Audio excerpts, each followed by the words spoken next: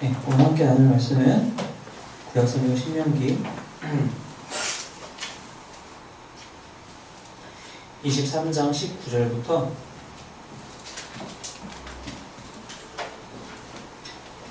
24장 7절까지 말씀입니다.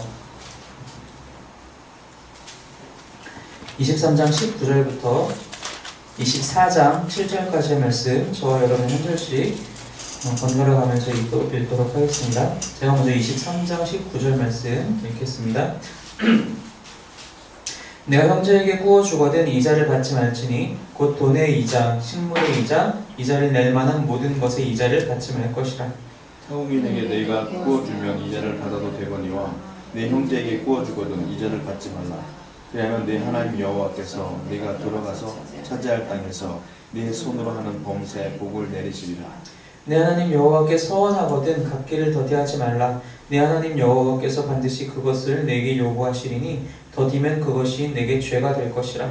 네가 서원하지 아니하였으면 무죄하리라. 그러나 내 입으로 말한 것은 그대로 실행하도록 유의하라. 무릇 자원한 예물은 내 하나님 여호와께 내가 서원하여 입으로 언약한 대로 행할지니라. 내 이웃의 포도원에 들어갈 때에는 마음대로 그 포도를 배불리 먹어도 되느니라.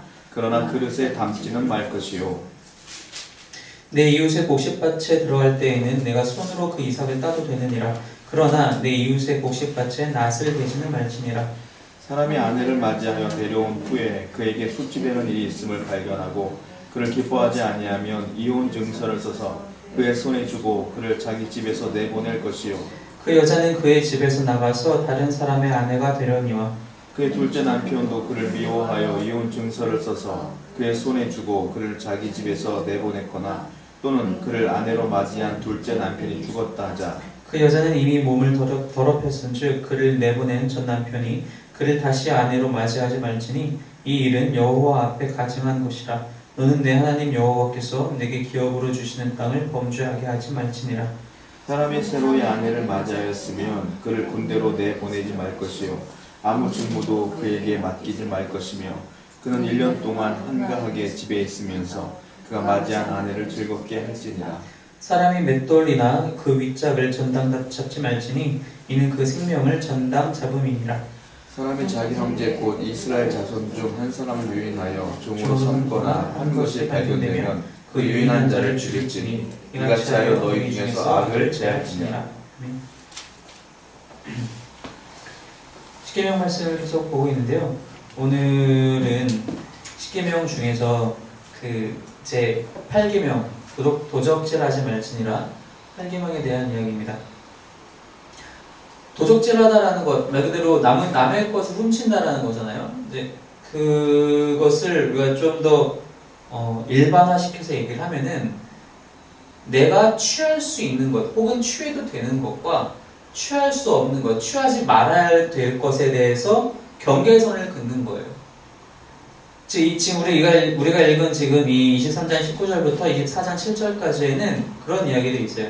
내가 여기까지는 취할 수 있고 이것을 넘어선 것들에 대해서는 내가 취할 수 없다는 거예요. 내가 취할 수 없는 것에 대해서 내가 취했을 때 그것을 바로 도적질이라고 이야기하고 있다는 것입니다. 그런데 결론적으로 얘기하자면은 내 것이 없다라는 게 결론이에요. 한마디로. 무슨 뜻이냐? 물론 경계가 주어져 있지만 그 경계 안에 있다라고 해서 내 것이라고 우리가 생각하기는 힘들다라는 겁니다. 왜 그런지 율법에 여기 나와 있는 이 율법 조항들 한번 잠깐씩 훑어보면서 그 공통된 의미를 좀 보려고 하는데, 지금 우리가 방금 읽었던 23장 19절과 20절 말씀에 보면은 형제한테 무언가를 구워주었을 때, 여기서 말하는 형제는 같은 이스라엘 동족을 얘기를 하는 거예요. 같은 이스라엘 사람들에게 무언가를 구워줬을 때는 이자를 받지 말아라. 다만 외국인에게, 이방인에게 구워줬을 때에는 이자를 받아도 괜찮다. 하지만 형제에게는 절대로 그렇게 하지 말아라. 왜냐면은 당시의 고대 중근동에서의 이자법은 일반적으로 돈에 관련된 것이면은 4분의 1에서 5분의 1이 이자가 돼요. 그러니까 우리가 100만 원을 빌리면 20만 원에서 25만 원을 이자로 내는 거예요. 그게 물론 기간이 어떻게 되는지는 모르겠어요. 그게 뭐 당장 내일 그렇게 갚아야 되는 것인지 한 달 후에 갚아야 되는 것인지 내년에 갚아야 되는 것인지 그건 알 수 없지만 어쨌든 이율이 그렇게 된다는 거예요. 근데 이게 먹는 문제로 가게 되면은 내가 어떤 식량을 구웠을 때에는 3분의 1에서 2분의 1 정도의 이자를 내야 돼요. 그러니까 내가 옆집에 가서 쌀 한 대를 빌려갖고 오잖아요. 그럼 쌀 한 대에다 플러스 반 대를 더해가지고 갚아야 되는 거예요. 그러니까 이게 만만한 이자가 아닌 거죠. 우리가 지금은 뭐 사채를 제외하고는 일반적으로 은행에서의 이자도 이 정도가 되지 않잖아요. 그런데 이제 그런 부분에 대해서 얘기를 하면서 왜 이자를 받지 말아야 되느냐? 이미 누군가에게 무엇을 꾸어야 되는 입장이라면은 그 사람은 이미 충분히 어려운 사람이라는 거예요. 충분히 어려운 사람한테 감당하지 못할, 그래서 이 사람이 이것을 다른 사람에게 빌림으로써 이것을 내 자신의 현재의 위치를 개선하고 다시 일으킬 수 있을 정도로 하는 것이 아니라 오히려 그 자리에 더 남아있을 수밖에 없게 되는 그만한 이자를 절대로 받지 말라라는 겁니다. 21절부터 나와 있는 것은 서원에 대한 이야기를 하고 있어요. 하나님께 무언가를 서원했을 때에는 그래서 그 서원한 것을 그대로 지키는 것을 절대로 더디하지 말라고 하는 것이죠. 서원한 것은 이미 서원한 순간 하나님의 것이기 때문에 그렇습니다. 당연히 하나님의 것을 내가 내 마음대로 할 수 없다는 것이죠. 24절과 25절에 나와 있는 내용은 무엇이냐면은 누군가가 다른 사람의 포도원이나 밭에 들어갔을 때에 내가 직접 거기에서 포도나 그 밭의 이삭을 내가 먹을 수는 있어요. 직접 손으로 취해서 먹을 수는 있어요. 하지만 내가 그릇에 것을 담지 못하고 곡식밭에 들어가서 남의 밭에 들어가서 내가 직접 낫을 대고 볕단을 이렇게 취할 수는 없다는 겁니다. 24장 넘어와서 보면은 한 여인이 한 남편으로 이 얘기를 하기 전에 24절 25절 말씀 먼저 하면은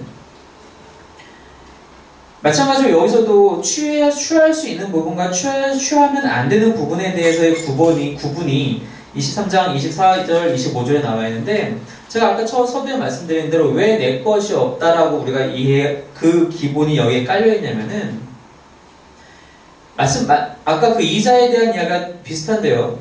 남의 밭에 들어가서 무언가를 먹는 행위는 일반적인 상황에서는 그것은 내가 내 스스로 내 집안에 지금 먹을 게 없기 때문에 어쩔 수 없이 그렇게 가는 상황이거든요.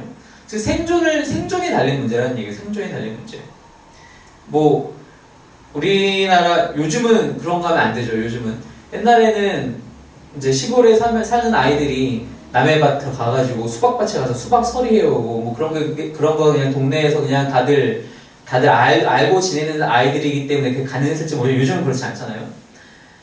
지금 여기서 얘기하는 건 그런 서리에 대한 얘기를 하는 게 아니라 좀 생존에 달린 문제에 있을 때에 내가 남의 밭에 가서 포도를 먹고 미리삭을 이렇게 따서 먹는 그것은 괜찮다라는 거예요. 하지만 낫을 직접 대거나 그릇으로 갖고 오면 안 된다라는 겁니다. 왜 그러냐?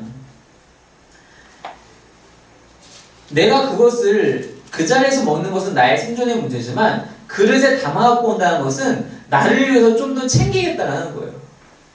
내가 미리삭을 내가 내 손으로 이렇게 한 움큼 취해가지고 털어서 입에다 털어 넣어서 내가 지금 줄인 배를 내가 지금 채우려고 하는 것은 생존을 위한 문제지만 직접 낫을 들고 가서 거기에 있는 그 곡식들을 다 베어서 나오는 그것은 나를 위해서 따로 챙기겠다는 뜻이에요. 지금 당장의 생존을 넘어서서 그 이후의 것들을 위해서 내가 챙기겠다는 겁니다. 이게 왜 안 되느냐? 이 땅에 들어왔을 때 이제 이 신명기 말씀 우리가 알다시피 가나안 땅에 들어가기 전이에요. 그리고 이 모든 율법들은 가나안 땅에 들어가서 이제 이렇게 이 율법들을 이제 지켜야 하는 거예요. 우리가 이스라엘 백성들이 그 땅에 들어갔을 때에는 우리가 이 신명기 이전 장들에서 늘 봐왔다시피 하나님만 의지해야 된다는 것입니다. 하나님께서 주시는 것으로 하나님이 베푸시는 은혜에 만족해서 그것으로 살아야 한다는 거예요. 물론 그것이 때에 따라서 다 동일하게 적용되진 않을 수도 있어요. 하지만 그럼에도 불구하고 어떤 상황이더라도 나 개인을 위해서 따로 챙겨두는 것은 절대로 안 된다는 것입니다. 그것은 광야 생활에 이미 이들이 배웠어요. 무엇이냐? 만나예요. 만나를 6일 동안 하나님이 내려주시잖아요. 하지만 마지막 6일째, 7일째에는 안식일에는 하나님이 내려주시지 않으세요. 그래서 6일째에만 이틀치를 거두는 것을 허락하세요. 그 다른 날에는 이틀치를 이상을 거두는 것에 대해서 절대로 허락하지 않으시죠. 그것이 다 곰팡이가 지고 다 상하게 된다라고 그 말씀 출애굽기에서 우리가 볼 수 있잖아요. 하루하루 그렇게 하나님께 의지해서 하나님의 은혜로 살아가야 하는 것이 이스라엘 사람들이 살아가야 하는 라이프 스타일인데, 그렇게 하지 않고 내가 나를 위해서 좀 더 챙기는 것에 대해서 그렇게 하면은 이런 식으로 포도원에 그릇을 들고 남의 곡식밭에 낫을 들고 들어가서 취해서는 안 된다는 것입니다. 이것은 반대 입장도 마찬가지예요. 사실 포도원 주인이나 이 곡식밭의 주인 입장에서는 아깝잖아요. 내가 열심히 일구어가지고 포도도 났고 지금 곡식들도 여기 자라고 있는데 누가 들어와가지고 마음대로 먹어요. 그릇만 안 갖고 왔다는 것이 들어와서 주저앉아서 계속 먹고 있는 거예요. 답답하겠죠. 그런데 그렇게 해서 그것을 그 사람들 탓하지 말라는 이야기도 같이 있다라는 거예요. 그것이 가능하다는 얘기는 이 곡식밭과 포도원 주인은 그런 어려운 자들을 그렇게 탓해서는 안 된다는 것입니다. 왜? 이 곡식밭에 이 포도원의 열매를 주신 분도 하나님이시기 때문에 그렇습니다. 우리가 꽤 오래전에 이 신명기 초반부를 보면서 모세가 그렇게 하나님께 말씀을 듣고 그렇게 이야기를 하잖아요. 애굽에서는 너희가 직접 밭을 일구고 거기에 물기를 대가지고 농사를 지었지만 너희가 들어가는 땅에서는 그렇게 하는 것이 아니라 하나님이 이른 비와 늦은 비를 주시는 그런 땅이다. 즉 전적으로 하나님을 의지해서 하나님의 은혜로만 살아가는 땅, 그렇게 그 은혜로만 곡식들이 열매들이 맺혀지는 땅이다라고 얘기가 나오잖아요. 바로 그렇기 때문에 이 포도원 주인도 곡식밭 주인도 어려운 사람들이 들어와서 자기 밭에 있는 열매들이라 할지라도 그것을 먹는다 해도 그것을 뭐라고 할 수 없어요. 왜? 그것은 나의 노력으로 한 것이 아니라 하나님의 은혜로 이들이 받은 것이기 때문이에요. 그렇기 때문에 이것은 그런 것들을 어려운 자들을 위한 몫으로 미리 생각을 해야 된다는 것입니다. 오늘 본문은 아니지만 이 신명기 이 다음 장에 이제 이 24장 후반부에 넘어가서 보면은 그런 이야기가 더 나와 있어요. 예를 들어서 24장 21절 같은 경우에 보면은 포도원에 가서 포도를 딴 다음에 한번 쑥 훑고 갈 거 아니에요? 근데 미처 내가 지나온 길 중에 내가 미처 따지 못한 몇 송이가 있어요. 그럼 내가 그것을 다시 따기 위해서 돌아가면 안 된다라고 얘기하고 있어요. 다시 따지 말고 객과 고아와 과부를 위해서 남겨두어라. 그 20절에서도 감람나무를 떤 후에 그 가지를 다시 살피지 말고 남은 것은 객과 고아와 과부를 위하여 남겨두어라. 소외된 자들을 소외된 채로 두지 말라는 겁니다. 이들이 이제 이스라엘 백성이 가나안 땅에 들어가서 하나님이 원하시는 것은 그 가나안 땅 안에서 하나님 나라를 살기를 원하시는데 하나님 나라에서 소외된 자들을 소외된 채로 그냥 두지 말라는 거예요. 어려움에 처한 자들을 무조건 도와야 한다는 것입니다. 왜? 하나님의 은혜는 모두에게 동일하기 때문에 그렇습니다. 누구만 받고 누구만 받지 않는 것이 아니란 거예요. 하나님 나라에서는 누구나 다 하나님의 은혜를 누릴 수 있어야 되는데 많이 받은 사람이 적게 받은 사람에게 나눠줄 수 있어야 한다는 겁니다. 그 통로가 되어야 한다는 거죠.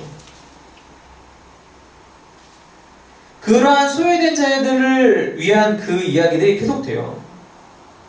24장의 그 1절부터 4절까지의 이야기도 표면적으로는 이혼과 재혼에 대한 규정인데 자세히 보면 이렇습니다. 24장에 어떤 사람이 이제 결혼을 했어요. 아내를 맞이해서 결혼을 했습니다. 그런데 1절에 보니까 데려온 후에 그에게, 즉 아내에게 수치되는 일이 있음을 발견하고 그래서 남자가 그 아내를 기뻐하지 아니하면 어떻게 할 수 있느냐? 이혼 증서를 써서 그 아내의 손에 쥐어주고 내보낼 수 있다는 거예요. 즉 이혼을 할 수 있다는 얘기죠. 허용이 되었어요. 그런데 그 여자가 다른 사람의 아내가 되었다면, 즉 그 여자가 재혼을 했다면 그 이후에 그 재혼한 두 번째 남편도 이 여인을 또 미워해서 이혼 증서를 또 써서 또 이혼을 하거나 혹은 그 재혼한 남편이 죽었을 경우에 그래가지고 이 여인이 또 홀로 되었을 경우에 다시 원래의 남편이 다시 그 여인을 취할 수 있느냐? 그럴 수는 없다. 왜 그럴 수 없느냐? 4절 말씀에 그 여자는 이미 몸을 더럽혔은즉 그를 내보낸 전 남편이 그를 다시 아내로 맞이하지 말지니 이 일은 여호와 앞에 가증한 것이라. 이게 어떻게 보면은 남자를 사전에 그 표현은 여자가 몸이 더럽혀졌다고 얘기를 하잖아요. 그럼 어떻게 보면 표면적으로 보면은 남자가 더럽혀진 여자를 더 이상 취하면 안 되기 때문에 남자를 보호하는 법이라고 생각하기 쉽지만 그렇지 않아요. 이 본문은 절대적으로 여자를 보호하는 본문이에요. 24장 1절 말씀에 그에게 수치되는 일이 발견되었을 경우에 이혼 준서를 써서 이혼한다라는 것은 그 수치되는 일이 뭔지 우리가 좀 생각을 해봐야 돼요. 남편이 아내를 봤을 때 수치되는 일, 즉 부끄러운 일, 저 혼자 내가 용납 못하겠어라는 일은 무엇이 있을까요? 첫 번째로 우리 머릿속에 떠오르는 건 불륜, 간음에 대해서 생각할 수 있겠죠. 그런데 우리가 이미 앞에서 봤다시피 이스라엘 안에서 간음에 관련된 문제는 무조건 사형이에요. 이혼할 수 있는 문제가 아니에요. 이 여인이 만약에 간음을 했으면 죽는 거예요. 근데 죽지 않는 문제라는 거예요. 이 수치는 일은 사형에 해당하지 않는 거라는 거예요. 뭐냐면은 이 남자가 그냥 꼬투리를 잡는다라는 거예요. 남자가 그냥 자기 마음에 안 든다는 뜻이에요. 그냥 꼬투리를 잡는다는 뜻이에요. 만약에 이게 정당한 일이라서 이 수치되는 일이 정말 정당해서 누가 보든지 간에 이거는 이 아내가 잘못했다라면은 이 여인은 재혼할 수가 없죠. 둘째 남편이 그것을 알고 왜 데려가겠어요? 그죠? 근데 이 둘째 남편이 데려가서 재혼을 했다는 얘기는 이 첫 번째 남편한테만 그것이 좀 용납되지 않는다는 거예요. 즉 사람에 따라서 호불호가 갈리는, 즉 일종의 개인의 변덕 내지는 그런 그 남자의 욕심 때문에 일어나는 꼬투리를 잡힌 것으로 이것을 얘기를 한다는 겁니다. 이렇게 될 경우에 왜 다시 그 여인이 첫째 남편에 들어갈 수 없느냐? 이렇게 만약에 이것이 허용되면은 여자를 물건 취급하게 된다는 것입니다. 그냥 누구한테 줬다가 내가 마음에 안 들면 누구한테 줬다가 다시 생각해보니까 구간이 명관이네. 다시 데려왔다가 그렇게 하면 안 된다는 것입니다. 4절 말씀처럼 이 일은 여호와 앞에 가증한 것이라. 당시에는 여인은 수에도 포함되지 않을 정도로 소외된 자였어요. 과부와 고아와 이방인들, 객들만 소외된 사람들이 아니라 여자들도 소외된 자들이었다는 거예요. 그 여자들에 대해서, 여인들에 대해서 너희가 절대로 이런 식으로 취급하지 말아라 라고 얘기하고 있다는 것입니다. 또 어떤 얘기들이 있죠? 그 다음 5절에 보니까 이번에는 신혼부부 얘기예요. 신혼부부일 경우에 그 남편을 1년 동안은 군대로 내보내지 말아라. 이 이야기는 좀 이따 할게요. 그리고 6절부터는 또 무슨 얘기가 나와 있느냐? 어떤 사람에게서 전당 잡을 때, 전당이란 것은 이제 물건을 맡기고 돈을 취하는 부분들도 있고, 어떤 빚을 질 때 담보물로 주는 것도 있잖아요. 그죠? 근데 맷돌이나 그 맷돌의 윗자를 전당 잡지 말라. 왜 그러느냐? 맷돌이 있어야지만이 곡식을 갈 수 있어요. 곡식을 갈아야지만이 이 이스라엘 백성들이 늘 먹는 떡이든 빵이든 만들어 먹을 수 있다는 얘기예요. 과자를 빚든 그것을 죽을 써서 먹든 할 수 있다는 겁니다. 즉 맷돌을 전당 잡는 순간 이들은 먹을 수 있는 도리가 없다는 거예요. 무언가를. 이들의 그래서 그것이 생명을 전당 잡는 것과 똑같다는 것이죠. 마찬가지로 소외된 자들, 가난한 자들에 대해서 보호해야 한다는 것이죠. 7절 말씀. 어떠한 한 사람을 유인해서 강제로, 유인한다는 얘기는 유괴한다는 뜻이거든요. 강제로 종을 삼거나 판다면, 그것이 발견되면 역시 그 행한 사람을 죽여라. 마찬가지죠. 이스라엘 사람들 중에 종이 없진 않아요. 하지만 이스라엘에 있는 종은 이방인 종이 아니라 이스라엘 종들은 자발적인 종이에요. 자기의 형편이 넉넉지 못해서 내가 종이 되어야겠다라고 선택했을 때의 종이 되는 거거든요. 근데 여기서 7절에서 말하는 것은 강제로 그 사람을 종으로 만들어버리는 거예요. 그럴 수 없다는 것입니다. 즉 소외된 자들에 대해서 하나님은 계속적으로 관심을 두고 계세요. 그것이 하나님만 관심을 둬서는 안 된다는 거예요. 이들이 이제 가나안 땅에 들어가서 하나님 나라를 살아가야 되는데, 하나님 나라를 세우고 살아가야 되는데 그 땅에서 소외된 자들을 그냥 두면 안 된다는 것입니다. 그들과 함께 은혜를 나눠야 된다는 것입니다. 왜? 누가 이 땅에 이제 그 가나안 땅에 들어가서 살 때에는 누구든지 하나님의 은혜로 살기 때문입니다. 내가 좀 돈을 많이 벌었어요. 무언가를 해서 하나님의 은혜라는 거예요. 내가 풍년을 맞아서 곡식들이 잘 됐어요? 포도가 잘 여물었어요? 하나님의 은혜라는 거예요. 내 양들이 새끼를 많이 낳아서 건강해졌어요? 하나님의 은혜라는 거예요. 그 하나님의 은혜를 나만 누리는 것이 아니라 그렇게 되지 않은 사람들에게도 함께 나누어서 그 은혜가 나누어져야 된다는 것입니다. 그렇지 않을 때 그것이 죄가 된다라고 이 율법이 얘기하고 있다는 거예요. 그것이 바로 죄라는 것입니다. 그것이 왜 도적질과 관계 있느냐? 내 것이 아니라고 생각해야 된다는 것이죠. 내가 은혜로 받았지 내가 스스로 이렇게 한 것이 아니라는 거예요. 내 것이 아니기 때문에 내가 남에게 줄 수 있게 되는 거예요. 내가 이 무언가를 내 것이라고 생각하는 순간 줄 수 없어요. 주기 정말 힘들어요. 교회는 우리가 신앙생활을 오래 하면은 여러 가지 훈련을 하게 되는데 그 중에 한 가지 훈련이 이제 11조 훈련을 하게 되잖아요. 저는 모르겠어요. 저는 모태신앙이었기 때문에 이것이 어렵지 않았어요. 하지만 모태신앙이 아니신 분들, 혹은 모태신앙이라 하더라도 어렸을 때부터 훈련이 되지 않으셨던 분들은 상당히 어렵다고 얘기를 해요. 저는 사실 제 개인적으로는 그게 공감은 되지 않아요. 왜냐하면 그렇게 그런 훈련이라고 인식하기 전부터 했었기 때문에. 근데 그런 분들의 이야기를 들어보면은 어느 정도 공감은 안 되지만 상상은 가요. 내가 100만 원을 벌었는데 10만 원을 내야 되나? 근데 내 한 달의 생활에 이 100만 원이 다 필요해. 내기 힘들죠. 1000만 원을 벌었는데 100만 원을 내야 돼요. 1000만 원을 벌었는데 1000만 원이 한 달에 다 생활에 필요한 사람은 사실 그렇게 많지 않을 거예요. 100만 원을 내야 돼. 그때부터 아깝기 시작해요. 내 거라고 생각하거든요. 근데 이것이 내 것이 아니라 이 1000만 원 전체가 하나님 것이라고 생각하면, 하나님의 은혜라고 생각하면은 아까운 게 아니에요. 나에게 1000만 원을 주신 분이 900만 원을 못 살게 하겠어요? 나에게 100만 원을 주신 분이 90만 원을 못 살게 하겠어요? 그렇지 않다는 겁니다. 오히려 더 주시면 더 주시고 그것을 살게 하실 지혜도 주실 것이고 그것이 하나님의 은혜인데 우리는 그걸 생각하지 못한다는 것입니다. 내 것이 아니라고 생각했을 때 이 은혜를 나누는 일들이 좀 더 쉬워진다는 겁니다. 내 것이 아니라고 생각했을 때 하나님께 이 서원한 것을 갚는 것이 자연스러워져요. 하나님께 서원한 것은 아까 그 23장 21절에 나와 있는 것처럼 하나님께 서원한 것을 갚는 것을 절대로 더디하지 늦추지 말아라는 것은 내가 무언가를 하나님께 자원해서 하나님 제가 저에게 이렇게 해주시면 자 이렇게 하나님께 드리겠습니다. 근데 막상 그렇게 되고 나니까 아까운 거예요. 왜 우리 옛말로 화장실 들어갈 때 다르고 나올 때 다르다고 그러잖아요. 마치 그런 거죠. 아까운 거예요. 그걸 늦추는 것은 무조건 그것이 하나님께 죄가 될 것이다. 그렇기 때문에 23절에 차라리 안 하였다면 모를까 너의 입으로 언약한 대로 무조건 행하여라. 내가 뭔가 아까와도 마찬가지로 뭔가 아까워한다는 것은 내 거라고 생각하는 것이거든요.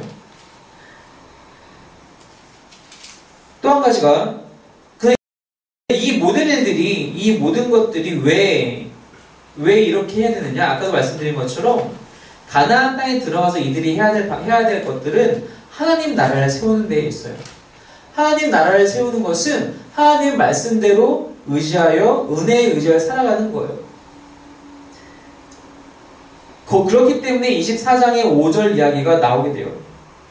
사람이 새로이 아내를 맞이하였으면 그를 군대로 내보내지 말 것이요 아무 직무도 그에게 맡기지 말 것이며 그는 1년 동안 한가하게 집에 있으면서 그가 맞이한 아내를 즐겁게 할지니라. 왜 이게 가능하냐? 이스라엘에는 상비군이라는 게 없어요. 무슨 뜻이냐? 우리나라는 지금 상비군이 있죠. 늘 주둔하고 있는 군대가 있어요. 그죠? 전쟁이 나든 안 나든 우리는 군대가 있어요. 근데 이스라엘에는 군대가 늘 모여있는 군대가 없다는 얘기예요. 즉 이스라엘은 전쟁이 나야 군대를 소집을 하는 거예요.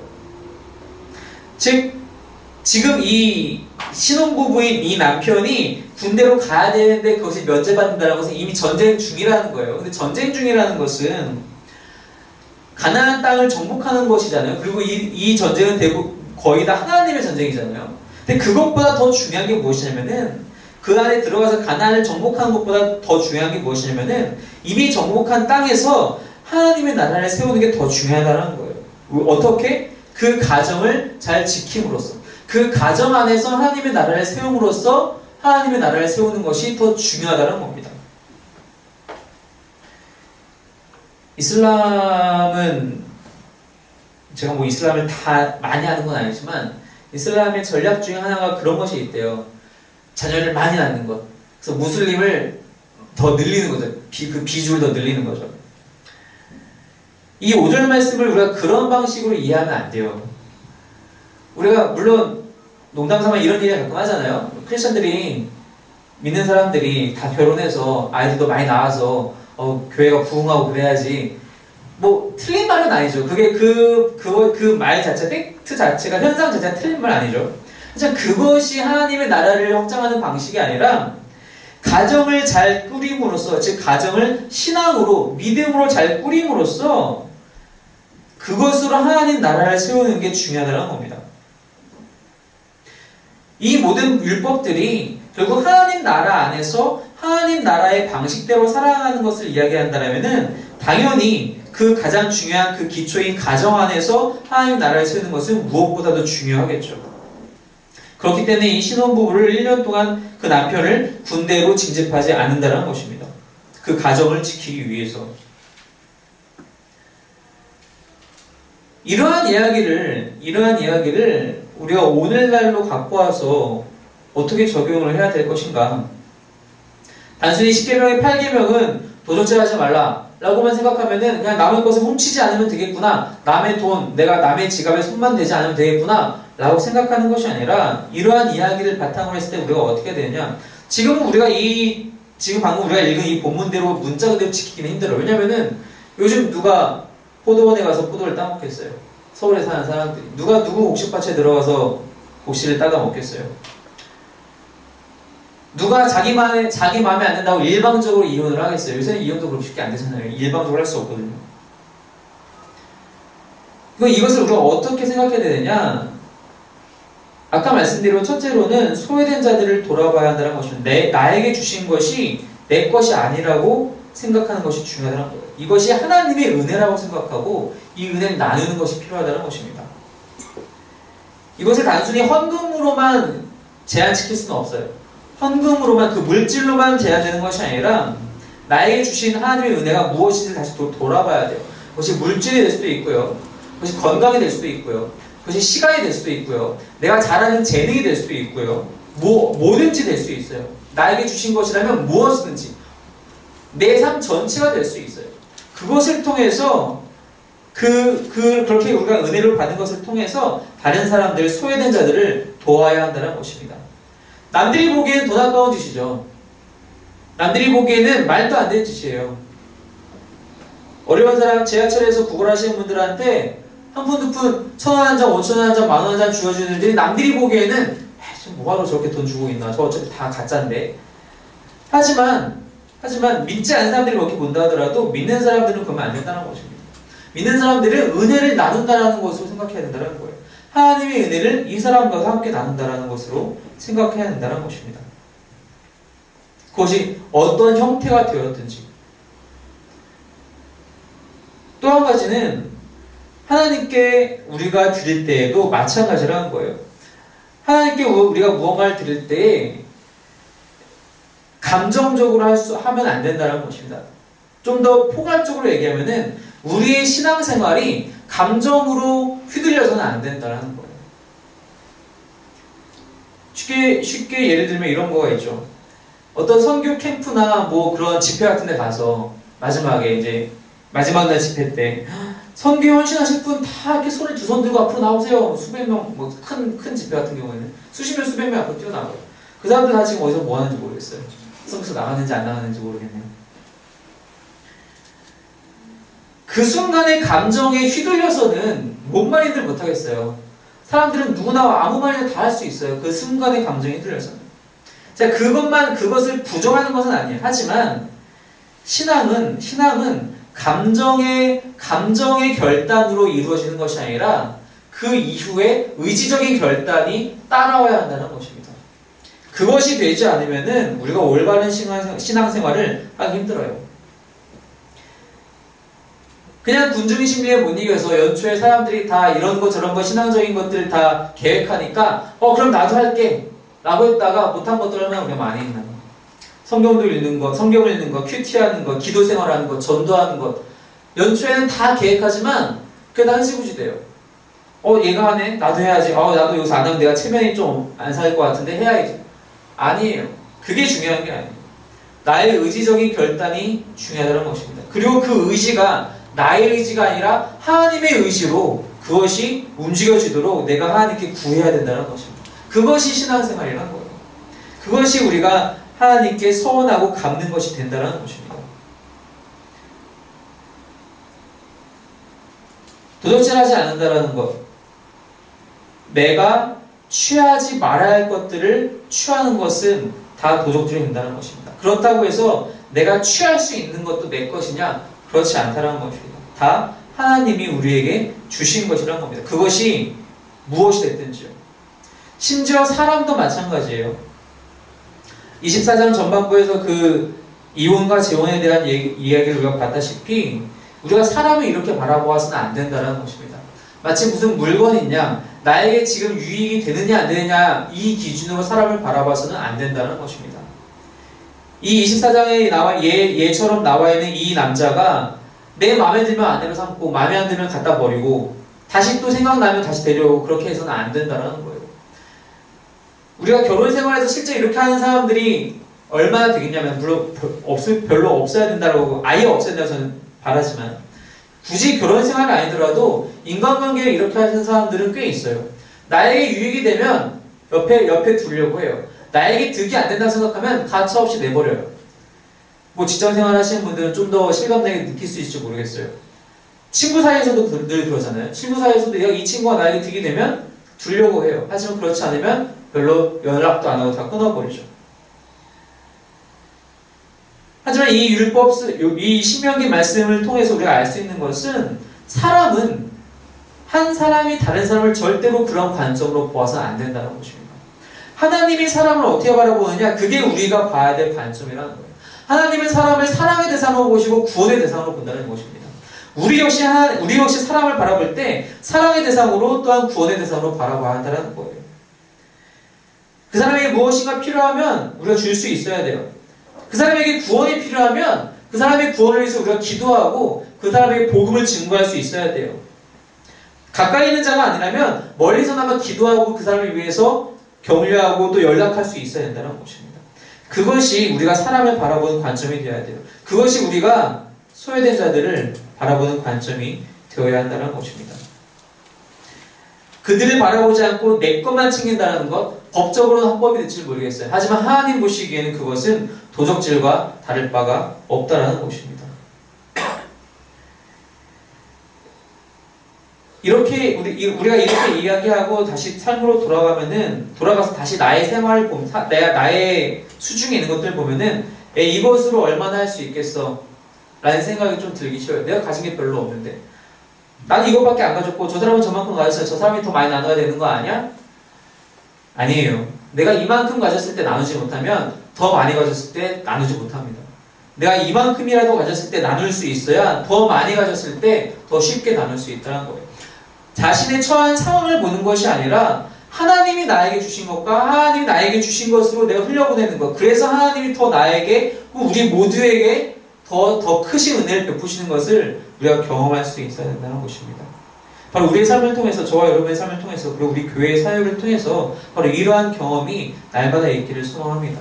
소외된 자들을 날마다 사랑의 관점으로, 사랑의 대상으로 바라보며 그들을 우리의 유익을 위해서 사용하는 것이 아니라 그들을 사랑함으로 우리의 신앙이 그 의지를 가지고 하나님의 의지를 가지고 움직일 수 있도록, 다 한순간에 어떤 한 사람을 바라보는 동정으로서 우리가 움직이는 것이 아니라 하나님의 의지, 하나님이 그들을 어떻게 대하시는지에 대해, 하나님이 그들을 향한 계획이 무엇인지에 대한 그 하나님의 의지를 가지고 그 의지적인 결단으로 움직이고 살아가시는 저와 여러분이 되시기를 주님의 이름으로 축원합니다.